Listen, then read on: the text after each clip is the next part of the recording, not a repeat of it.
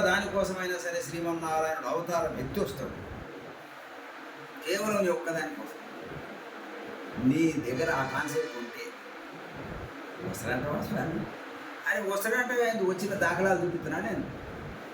కేవలం ఒక్క ప్రహ్లాదుని కోసం తన రూపాన్ని వికృతంగా మార్చుకొని వచ్చి నరసింహుడు కనిపేరే 20 మంది కోసం వచ్చినాడు.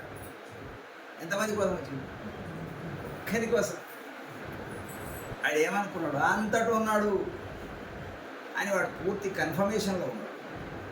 అని ఒక్కరి కోసం రాలే. వాడు మనిషా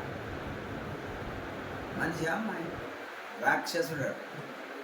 వానికన్నా ఉన్నత స్థితి కదా నీది. నువ్వు మనిషివి కదా. రాక్షసులకు కర్మ చేయనికే వీల్లేదు. దేవతలు భోగ శరీరాలు. ఈ జంతువులు అవన్నీ కూడా, పక్షులు జంతువులు అవన్నీ కూడా అనుభవించనీకున్న శరీరాలు. అవి కర్మ చేయనికి రాదు.